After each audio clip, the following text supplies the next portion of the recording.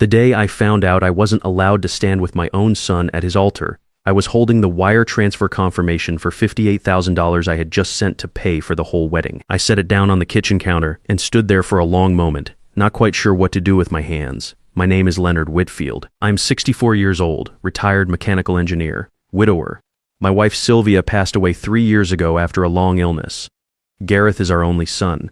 This wedding was supposed to be the first big family celebration since we lost her, and I had wanted to do it right, for both of us. I called Gareth to confirm the transfer had gone through. Hey, just letting you know the Riverside Gardens payment cleared. You're all set for Saturday. Oh, yeah, thanks, Dad. His voice was flat, distracted, music in the background, the sound of glasses, laughter. So what time Friday for the rehearsal dinner? I figured I'd come early, maybe help set up if you need anything. A pause then, a different voice came on. Smooth, practiced. Leonard, it was Nadine, my daughter-in-law. The rehearsal dinner is really just for the wedding party. Close family on our side. We're keeping it intimate. I switched the phone to my other ear. Gareth is my son. I'm his father. Right? Of course. But it's really structured around the ceremony participants. The people walking in the procession, standing at the altar. You understand how it is. I did not understand. I'm walking Gareth down the aisle, I said slowly. Another pause. I could hear Gareth saying something quietly in the background, his voice low and careful. Actually, Nadine said, we decided Gareth's uncle, my father-in-law's brother, will stand with him. It just feels more balanced for the photos. More symmetrical. The kitchen felt very quiet. Sylvia and I had remodeled it together 22 years ago. New counters, new tile, a window above the sink she had insisted on so she could watch the backyard while she cooked. I stared at that window. Gareth, I said, is that true? He came back on. Dad, it's just, Nadine's family has traditions. It's not personal. I told him I understood. I told him I would see them Saturday at 2. The line went dead. I set the phone down next to my checkbook. The transfer confirmation sat there beside it. $58,000. I had covered the venue, catering, photographer, flowers, and band. Everything they had circled and requested and revised over 14 months of planning. And I had done it without complaint, without conditions, because that is what I believed fathers do. I did not sleep that night. I sat in Sylvia's reading chair, the one with the blue cushion. She had reupholstered herself twice because she liked the shape of it. I looked at our wedding photo on the mantle. City Hall, 1986. 2 witnesses, $40 between us. No band, no flowers, no venue, just a promise. We kept that promise through my engineering salary and her nursing shifts. Through a miscarriage, through my mother's illness, through Gareth's childhood, through everything. Right up until the last year, when we kept it harder than ever before. Somewhere along the way, I had made a different kind of promise to Gareth, an unspoken one that I would always say yes, that I would always be the safety net. He had learned to count on it the way you count on a wall being there when you lean against it. The next morning, I sat at the kitchen table with my bank statements laid out in front of me. I had been tracking my finances carefully since Sylvia passed. A retired engineer on a pension does not have the luxury of being careless with numbers. What I saw when I actually looked stopped me cold. In the 3 years since Gareth met Nadine, I had given them $97,000. I had written the number down once before in a notebook I kept in my desk drawer, but seeing it spread across the table in actual statements, actual dates, actual account numbers, felt completely different. The number had weight now. $15,000 for the down payment on their condo when they moved in together. $8,000 when their credit cards maxed out the following holiday season. $12,000 for a business venture of Nadine's involving an online retail idea that she abandoned after 8 months, $58,000 for the wedding.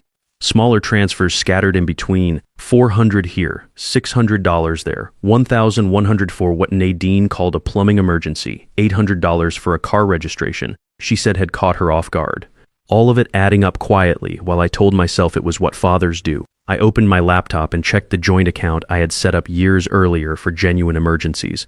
The one I had added Gareth to when Sylvia first got sick, so he could help manage things if I needed him to. The balance was $3,247. It should have been around $7,000. I clicked into the transaction history.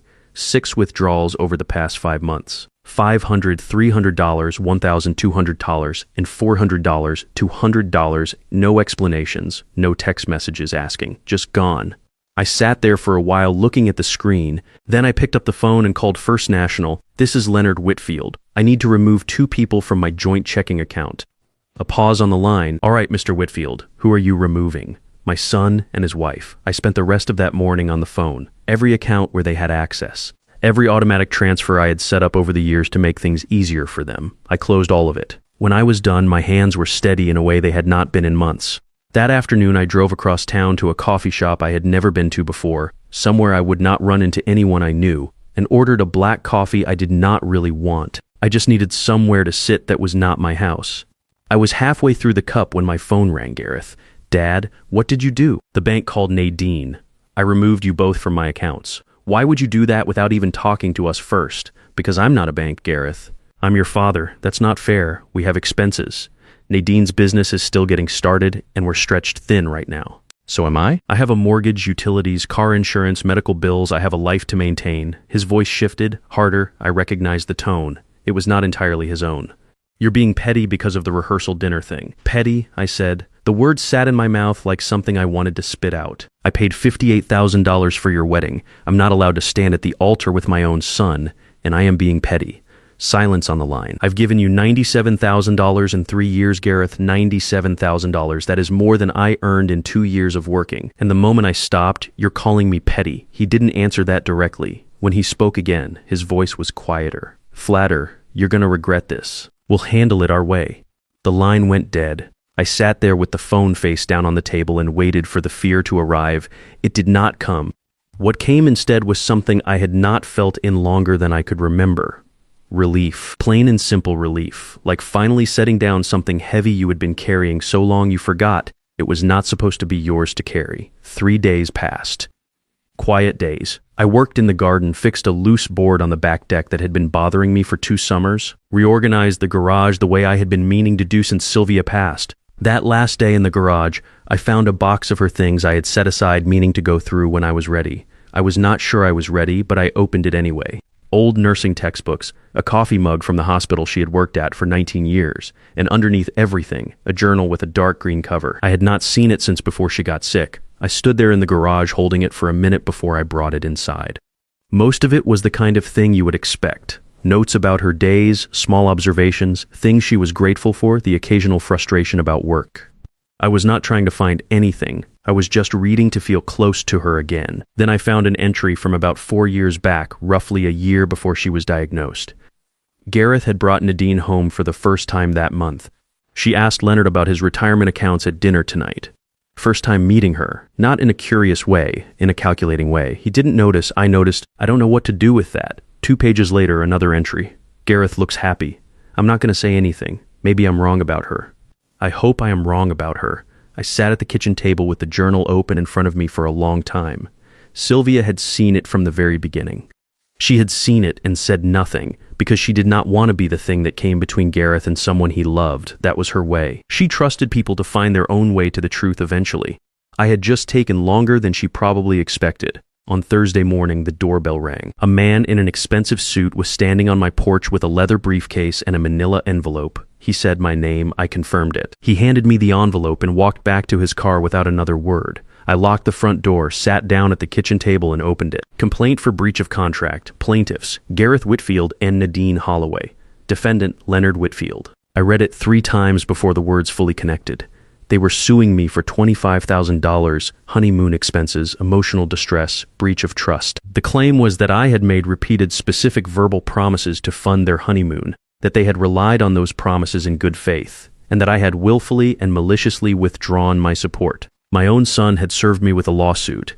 I set the papers down and looked around the kitchen, the window above the sink, the counters Sylvia had picked out. The chair where she used to sit with her morning coffee before her shifts. I had spent 3 years keeping this house because leaving it felt like leaving her. Sitting there that morning with those papers on the table in front of me, I understood for the first time that she was not in the house. She was in the journal. She was in the decisions I made. She was not in the square footage. My phone rang. Unknown number. I answered it anyway. Mr. Whitfield, my name is Gloria Harmon. I'm an attorney. A colleague mentioned your situation. Have you been served yet? About 20 minutes ago. Are you alone right now? I looked around the empty kitchen. Yes. Would you be willing to meet with me this afternoon? No charge for the consultation. I said yes before she finished the sentence. Gloria Harmon's office was downtown, on the 4th floor of a building that smelled like old carpet and coffee. She was around 50 frameless glasses, calm in the way that people who have seen genuinely bad situations tend to be calm, not detached, Just steady. She read through the complaint without saying anything, making small notes in the margins with a pen she kept clicking open and closed. When she finished, she set it down and looked at me directly. This is textbook financial elder abuse dressed up as a contract dispute. I'm 64, I said. You're over 60, you're a widower. Adult children are making financial demands under threat of legal action. That qualifies under Oregon statute. She leaned forward. Tell me everything. Start from the beginning.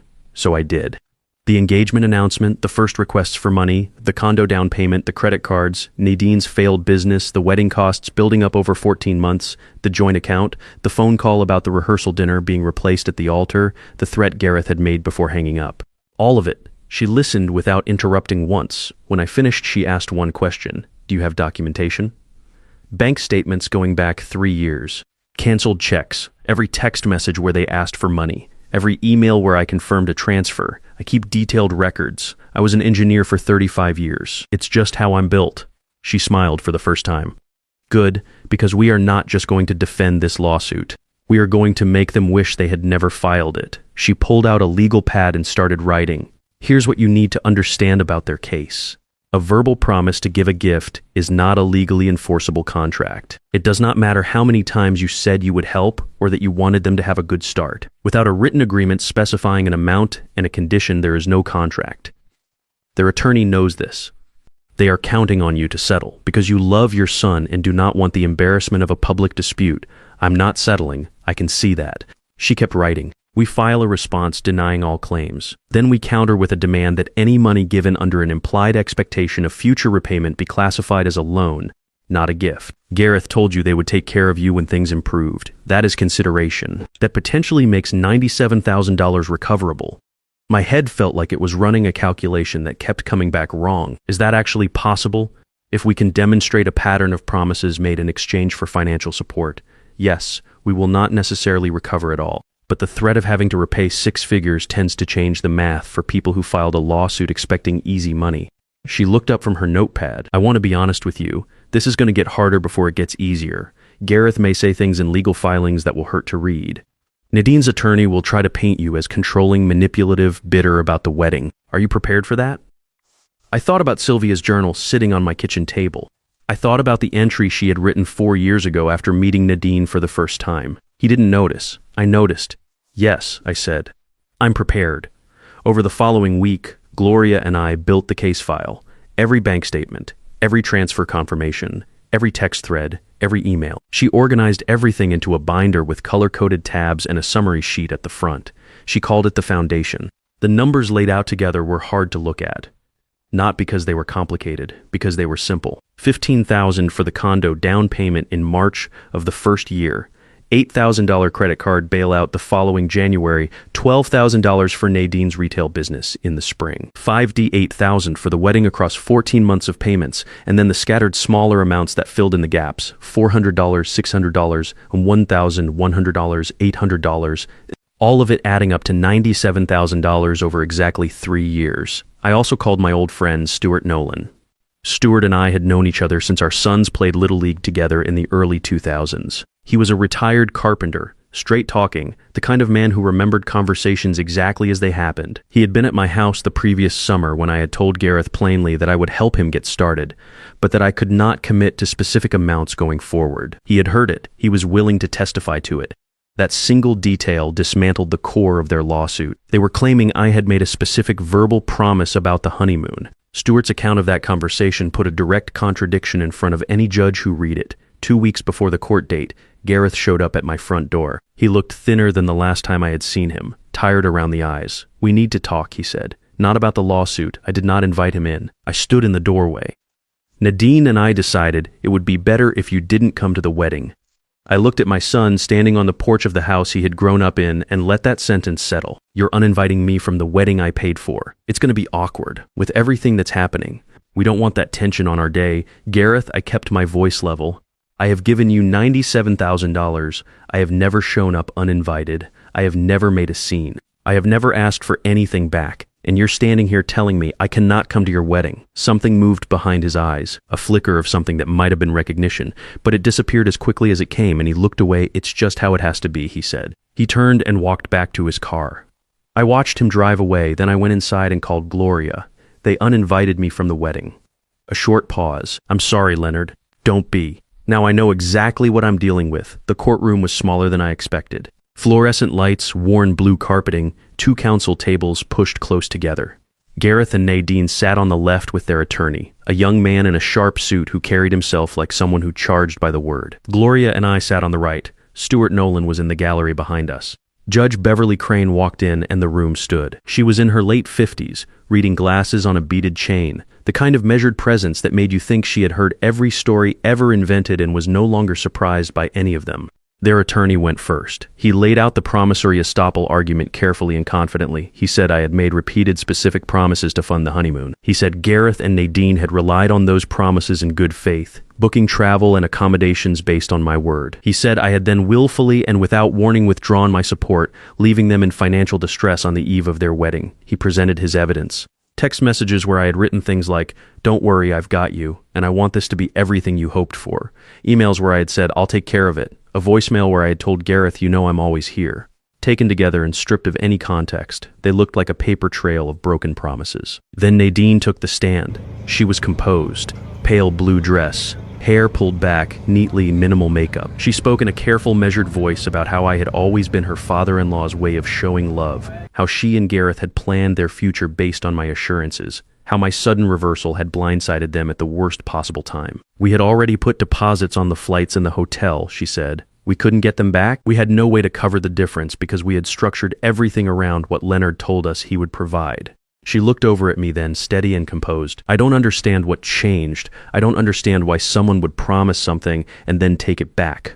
Judge Crane wrote something down. Then it was our turn. Gloria stood and let the room settle before she said anything. Your Honor, the plaintiffs would like this court to believe that Leonard Whitfield is a father who made promises he refused to keep. The documentation tells a very different story. She opened the binder and walked Judge Crane through every line: the $15,000 condo down payment, the $8,000 credit card bailout, the $12,000 for Nadine's failed business, the $58,000 wedding paid in full across 14 months, the scattered smaller transfers adding up to $97,000 over exactly 3 years. This is not a man who fails to support his family, Gloria said. This is a man who is systematically drawn on until he said enough. Then Stuart took the stand.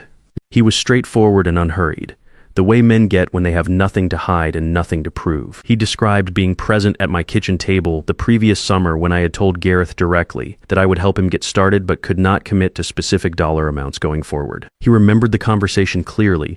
He had thought nothing of it at the time. It had just been a father being honest with his son about where things stood. Their attorney cross-examined him hard. Stuart did not waver.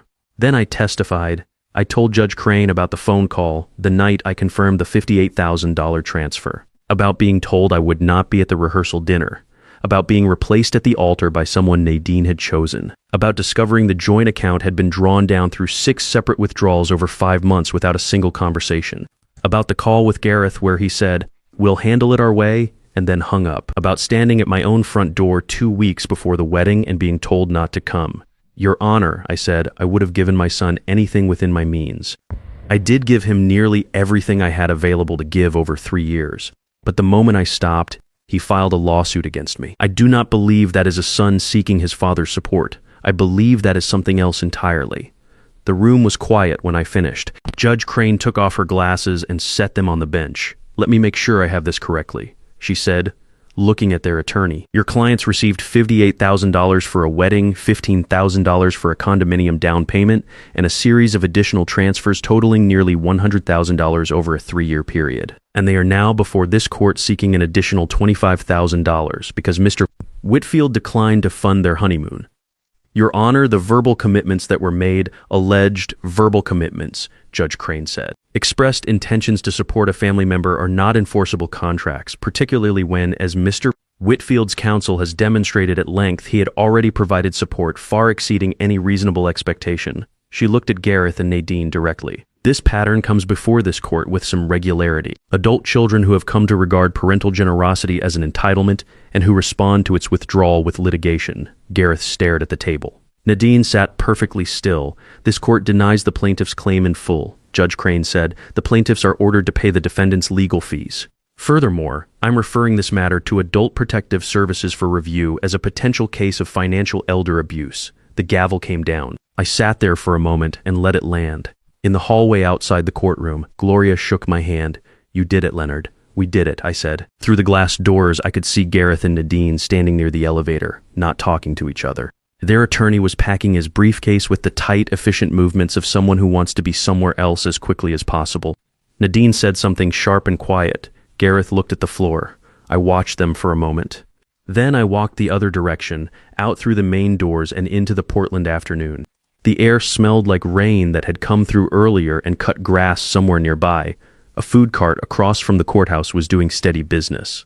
Normal people, normal Thursday, completely unaware that a small and painful war had just ended inside that building. I bought a coffee and sat on a bench in the park across the street. I watched a father push a stroller along the path. Two older men eating sandwiches on the next bench, laughing about something. A woman walking a dog that kept stopping to investigate every crack in the pavement. I did not feel like celebrating, but I felt something I had not felt in a long time. Not happiness, exactly. Peace. The kind that comes after you have finally done the thing you should have done a long time ago and were too afraid to do. My phone buzzed. A text from Harriet Odom, my neighbor 3 houses down. A retired nurse who had brought me food every week for the first 2 months after Sylvia passed. "Heard what happened from Stuart. Just want you to know I'm proud of you. Come by for dinner this week." I typed back. I would like that very much. In the months that followed, my life changed in ways that were small and real and mine. I sold the house. It took me a while to decide, but once I did not second guess it. It was a good house, and I had been happy in it, but I had been keeping it like a shrine, and Sylvia would have had no patience for that. I moved into a smaller condo downtown with a view of the Willamette River, 2 bedrooms, a decent kitchen, a balcony I used every morning. Stuart and I joined a woodworking class at the community center on Wednesday evenings. 2 retired men making furniture nobody asked for, arguing about the right way to join a corner, laughing more than we had in years. I was not especially good at it. Stuart was better and made sure I knew it. I started volunteering at the public library on Tuesday afternoons, reading to kids. Some of them were 5 or 6 years old, sitting in a circle on a rug, completely absorbed in whatever was happening on the page. It turned out to be the best 2 hours of my week. I drove up to Seattle in the fall and ate salmon at Pike Place Market and walked around the waterfront for an afternoon with no agenda at all. I flew to Denver and spent a long weekend with a college roommate I had not seen in 15 years. We drank too much beer and talked about getting old like it was something ridiculous that was happening to someone else. I lived, not for Gareth, not for Nadine, not for anyone's expectations, for myself. It felt unfamiliar at first. Then it felt right. 3 months after the court hearing, my phone rang at 2 a.m, Gareth's number. I almost let it go, but I answered. He was crying. I had not heard him cry since he was a teenager and had broken his arm falling out of the oak tree in the backyard. "She's gone, Dad." His voice was unsteady. "She left 2 weeks ago, right after the judgment came through. She just packed and left." I sat up in the dark and listened. "I've been trying to figure out how to call you for 2 weeks, he said. "I didn't know how." A long pause. "I didn't know what she was doing. Or maybe I knew and I didn't let myself look at it. I just kept telling myself it was fine, that you had enough, that it wasn't a big deal." I let her convince me of that. His voice dropped. "I'm sorry, Dad. I don't know if that means anything at this point, but I'm sorry." I was quiet for a moment. "It means something," I said. We talked until almost 4 a.m. About Sylvia, about his childhood, about the oak tree, about what he actually wanted his life to look like now that he had to figure that out for himself. It was the most honest conversation we had shared in years. Before we hung up, I said, "Come by Saturday. Stuart and I are working on a bookshelf. You can help." He came. He was not good at it. We laughed at him and he laughed at himself, and it was fine. That evening, I stood on the condo balcony with a cup of coffee and watched the sun go down over the river. The sky went orange and then pink and then a deep blue that Sylvia would have wanted to paint. My name is Leonard Whitfield. I'm 64 years old. I spent a long time being a safety net for people who had stopped thinking of me as a person. I'm done with that. If any part of this story sounds familiar to you, if you recognize the slow drift of being needed without being valued, then hear this, you are allowed to stop. Setting a limit is not cruelty. It is not bitterness. It is not giving up on the people you love. Sometimes it is the only way to find out who actually loves you back. And sometimes if you're willing to go through the hard part, you come out the other side with your life still intact and finally, genuinely your own.